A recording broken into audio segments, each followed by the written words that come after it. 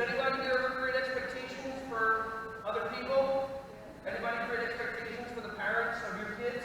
Expectations like they'll pick their kids up on time?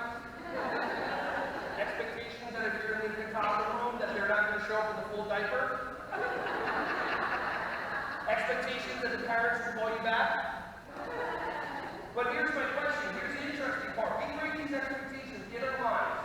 Nothing to do with reality. And then when other people don't fulfill the expectations that we have in our mind, we change our way that we react to them. How is that fair to them? It's not.